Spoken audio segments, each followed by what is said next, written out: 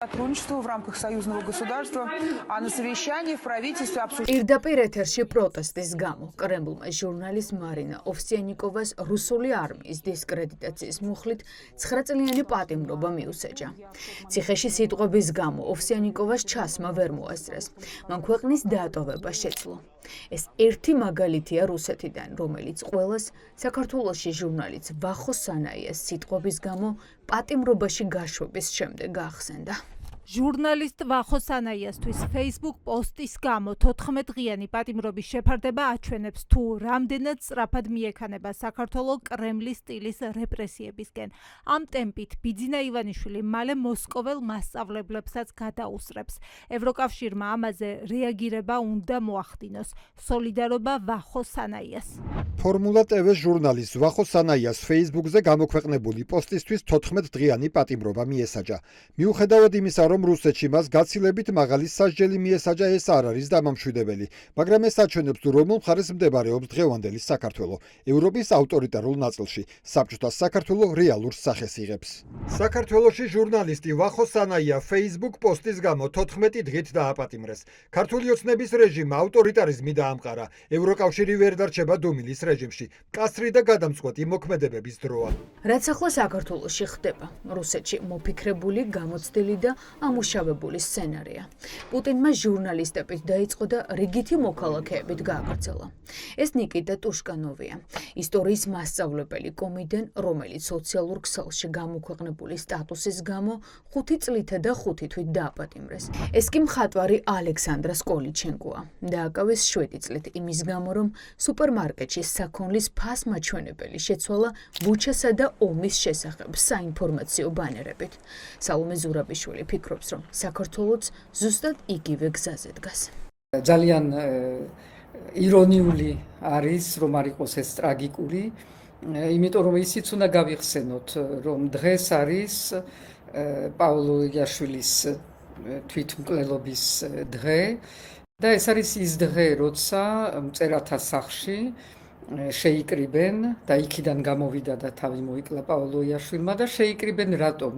იმიტომ რომ აბრალებდნენ ბელიაშვილს იმას, რომ სტალინზე თურმე რაღაცა თქვა და სთხოვდნენ მას, რომ სთხოვდნენ აღიარებას მისგან და თვითონ არ აღიარებდა, არაფერი არ მithქვამსო და ამაზე ეს იყო ალბათ ის ბოლო წვეთი, რომელზედაც მისცა პაოლომ რეაქცია. დღეს ვინ იფიქრებდა, რომ საქართველოში 2026 წელს ასეთი რამე ჟურნალისტი იქნებოდა დაკავებული? სადა ვართ დღეს? ეს არის მთავარი კითხვა.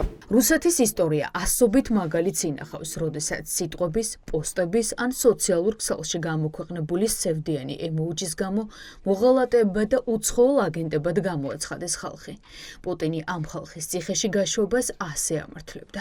Российский народ всегда сможет отличить истинных патриотов от подонков и предателей. პუტინის ამ სიტყვებმა დღეს პოლიტიკოსებს ოპოზიციიდან ქართული ოცნების თავისმართლების ტექსტები გაახსენა.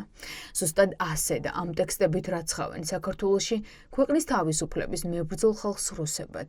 ადამიანი, როდესაც ასეთ უპატივცემულობას იჩენს ხომ კონკრეტული უწყებების ინსტიტუტების მიმართ, რომ განმეორებით ჩადის იგივე დანაშაულს, არ იხდის იმ ჯარიმას, რომელიც აქვს დაკისრებული და საერთოდ არ აინტერესებს სასამართლო რა განაჩენს გამოიტანს, ხო?